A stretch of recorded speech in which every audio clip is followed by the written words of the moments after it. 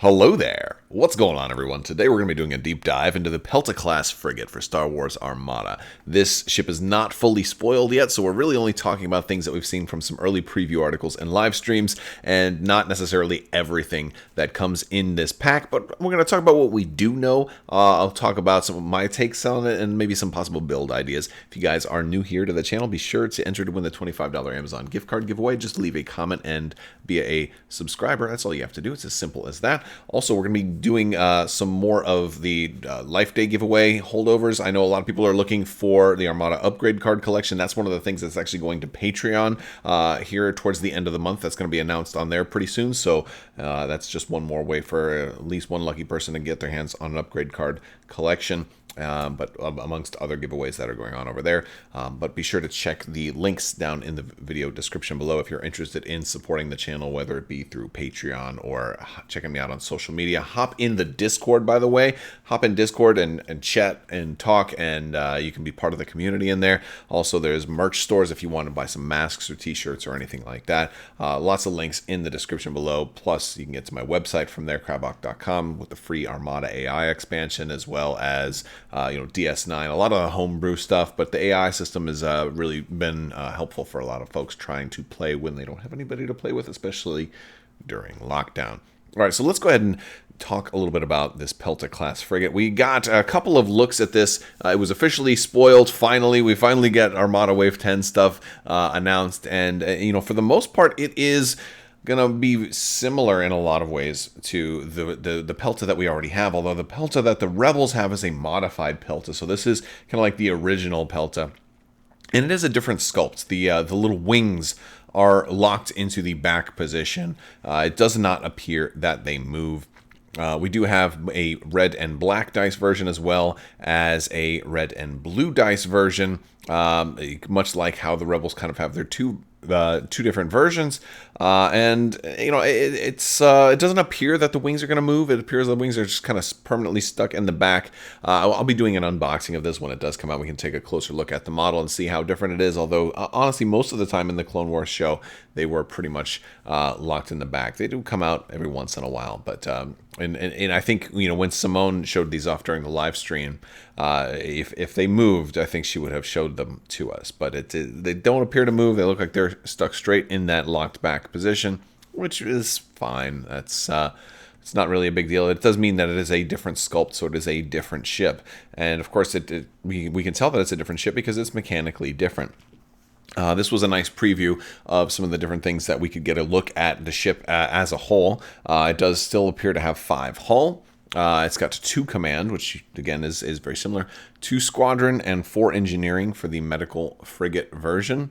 We also get a good look at the transport frigate version here, as well as far as the upgrades that come with it. It can take support team officer, also defensive retrofit, and fleet support. So that's kind of an interesting combination with fleet support and defensive retrofit. It means that you can run this in a variety of different ways, which are going to be interesting as well. And this is the black dice version for the transport frigate. We don't actually have the squadron values for or engineering values for that version yet either, so it's unclear. I think if it does seem like the medical frigate could be a carrier, at least a light carrier. But we got Tarkin also revealed, and we'll look at Tarkin a little bit later in this video. But there's also some type of supply mission, rescue mission, mercy mission, some type of mission card. I'm guessing that could be a fleet support type of upgrade, since this ship does appear to have at least 2. Both versions seem to have fleet support. I wouldn't be surprised if we got a new fleet support, maybe even potentially one that is faction locked.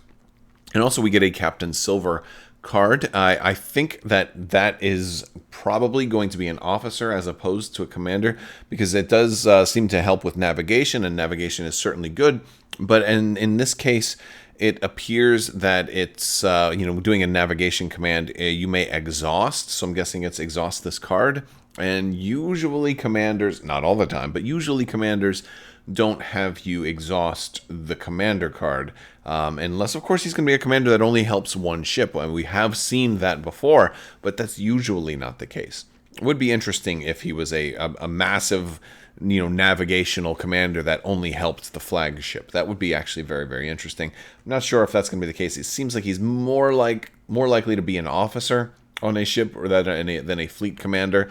Also, because he's a clone, I don't know if we're going to get any clones that are actually commanding entire fleets. That does seem to be more of the Jedi or very, very high-ranking Republic officers like Tarkin, for example.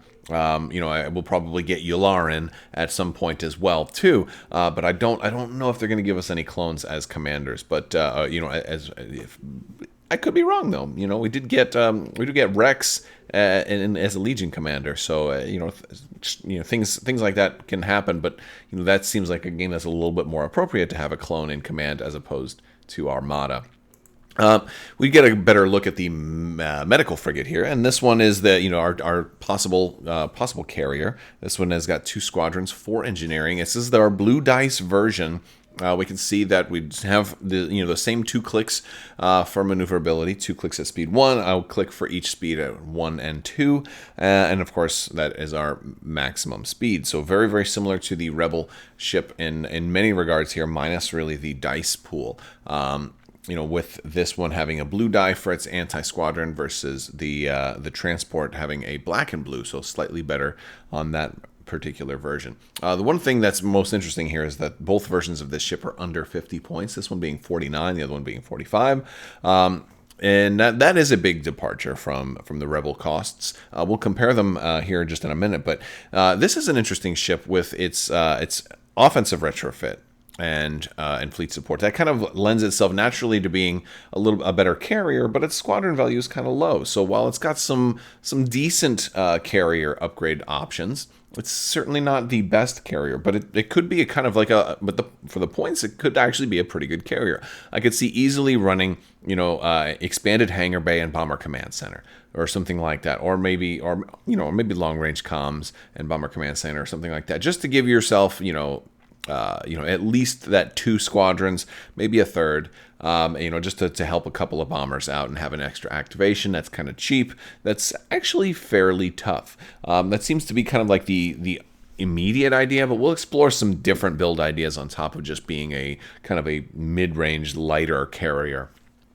Because I think there's a couple of other ways that we could run this, and we'll talk about those in a little bit. Now, if we want to compare these to the modified Pelta class that the Rebels have, you're going to see more of the direct comparison here. One of the big things is that the Rebels have an extra die in the front arc for both versions, and they're certainly paying for it with 56 and 60 points respectively. That is kind of a big deal. The other thing that the Rebels get is they get fleet command as opposed to fleet support, which is kind of nice to have fleet command on such a smaller ship. And, since those tend to be fleet-wide benefits, which is nice. The modified Pelta class assault ship also has the ordnance upgrade, which we really don't see, like ordnance, ion cannon, or turbo laser on any of these. The offensive retrofit's about as close as you're going to get to actually something truly offensive. But yeah, so it's they're definitely different ships. If you look at them, your defense tokens are going to be the same. Your speed is the same. Some of your values are the same. Like they're still both engineering 4. They seem to be engineering 4. We haven't seen all of the transport frigate yet, so I'm not sure what its squadron value is going to be. But out of the 3 we can see here, there's a 1, a 2, and a 3. So I have no idea what the law of averages tells me nothing about what the transport frigate's squadron value is going to be. My guess is it will not be higher than 2. It will probably be 1 or 2.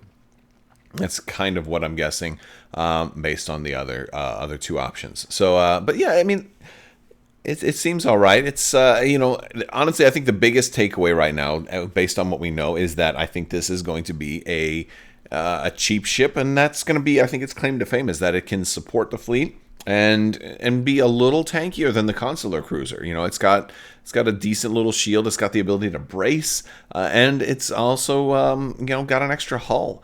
It's slow, but sometimes slow can get the job done, especially if you want to give it engine techs that can make up for that speed. And since both versions do have the the support team.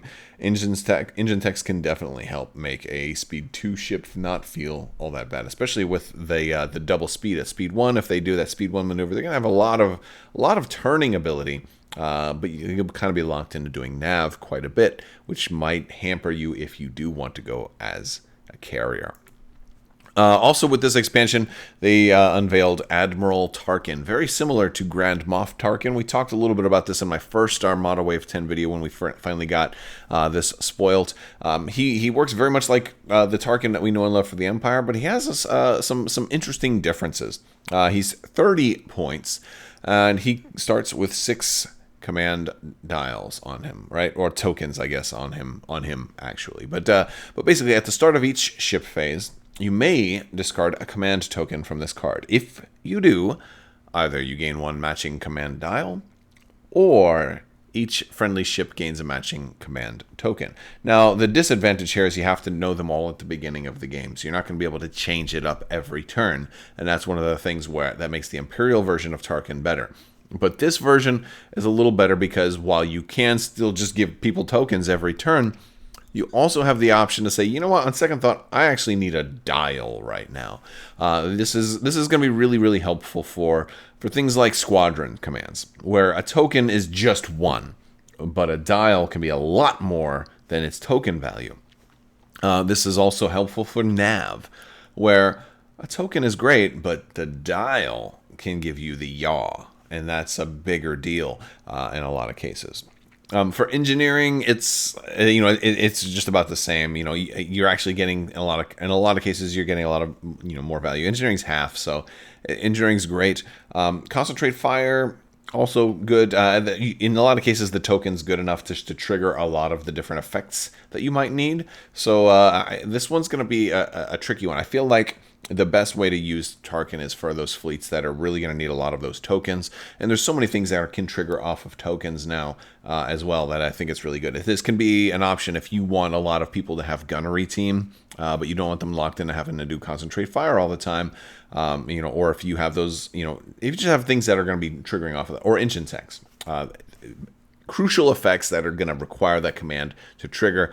It also gives you maybe a little bit of protection against somebody like Dooku and the rage token business that's going to be coming out. It's not really gonna be. It's a thing. Those raid tokens are out, and Dooku's out. He's not gonna be coming out unless, of course, you're still waiting on your pre-order. But yeah, so he can be a little bit of a defense against that to an extent. But his big drawback is you got to pick them at the beginning. So single-purposed fleets are going to be nice here, especially if you just go with the same command for just about everything. Can be very good for that. I probably wouldn't go at every turn. I'd probably do like 4 of one and then vary it up just a little bit. So I have maybe if I'm a carrier-centric fleet, maybe 4 squadron tokens on him, and then maybe a nav and an engineering, right? Just in case we need that sort of thing. But it'll be fun to learn, screw up, make a mistake, come back, try it again, with a little tweak and see how well he works the second time around. But I like the versatility that he gives you. So looking at some build ideas, here I have kind of one build idea for a medical frigate. Trying to do inspired a little bit by one of the Voltron build ideas I had for the older the Rebel Pelta, because thinking of how much this costs and the fact that you could throw disposable capacitors on there. You got 2 blue and 2 red and a blue. You've also got the red and the blue off the side. If you can kind of line up that double arc, it's a lot of dice that you can throw at long range for less than 50 points. You put 2 of these together, that's if you can get the shots lined up, you can get a lot out of that. So while disposable capacitors isn't crucial here, I think it's a pretty interesting option to throw on a red and blue dice ship that can now throw quite a bit of dice at long range. If you are trying to do that, that's certainly an option. I wouldn't, if I'm trying to go support though, which I think is one does a lot of good things potentially as support, and maybe I don't want to put engine techs on here. The high engineering value I think is another thing that's pretty good for a small ship. A lot of small ships have lower engineering values. So maybe we can take advantage of projection experts on this ship. It's got the support team. Projection experts is a great way to support the fleet for under 50 points. Granted, this will bring your total. Projection experts would bring your total up. But considering, the unique upgrade possibilities here, I thought, well, how about projection experts and repair crews? So this way, I'm constantly dialing in engineering, and let's just say, oh, you know what, they have a crit that's really bad right now, and well, now it's more important that I get rid of, that I do that. Or maybe early on, I stockpile the engineering token, and maybe I plot a nav for like turn 3 or turn 4 or something like that, and that's the time where I pop that token just to hit repair crews, since repair crews doesn't really care if I have the dial or the token. And of course, that's also something that could trigger with Tarkin as well, if he's in our fleet.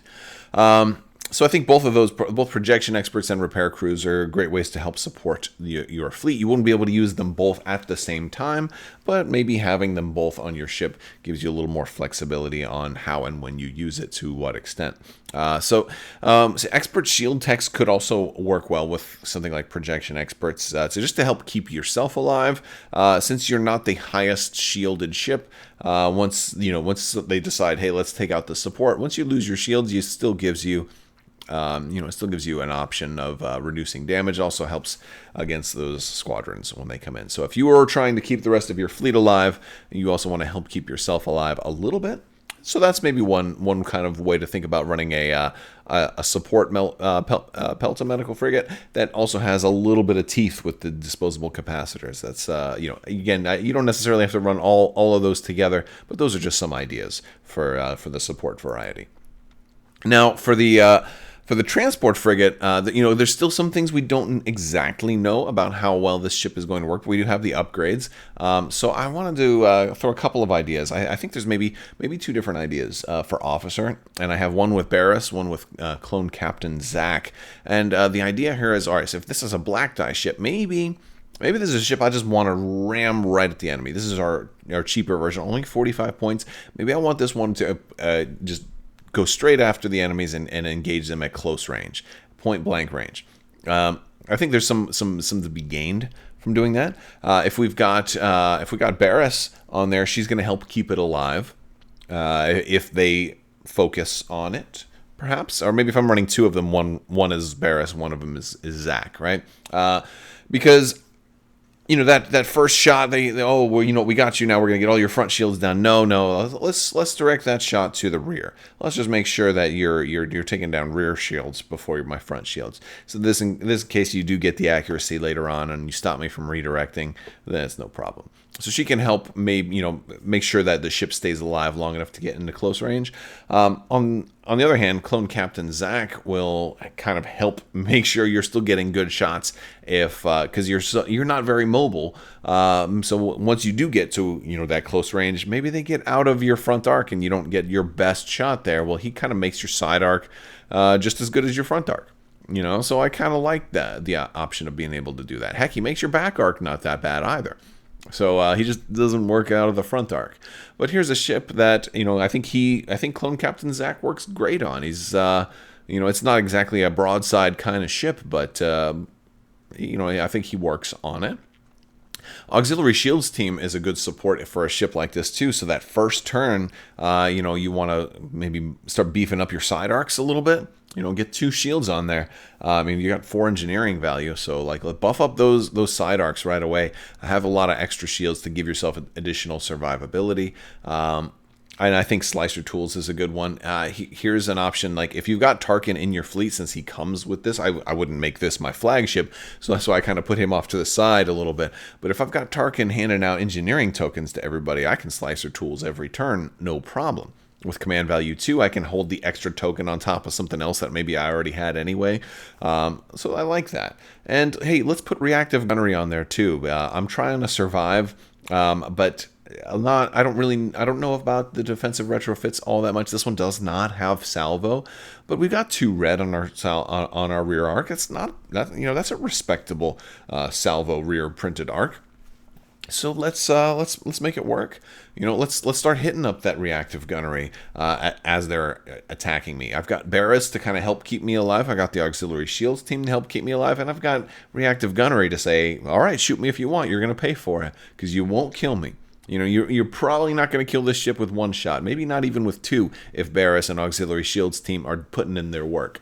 And so keep doing that because you're going to take some hits. That's kind of the hope for it, and then hopefully you get this ship in there good enough, messing up some of those command dials. If they're running carriers, you take that squadron command away from them, and keep getting those engineering tokens from Tarkin to reset slicer tools. Again, slicer tools used to be better before Armada 1.5 when you could just automatically do it every time.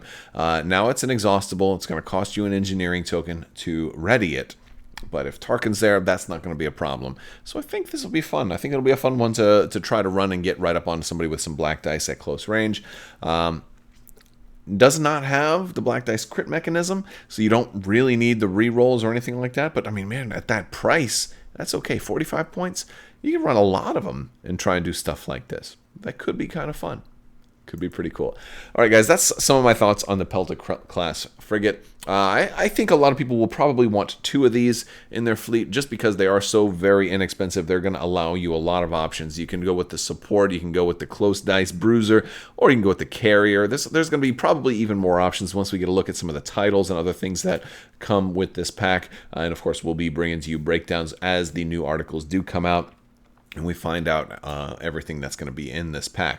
All right, guys, that's all I've got for you today. Big thanks to my patrons for continuing to support the channel. You guys are awesome. Look for that Armada upgrade card collection giveaway announced here very soon. We've got all kinds of. We still got some other promos and other things that are going to show up on Patreon from the 12 Days of Life Day over the next couple of weeks.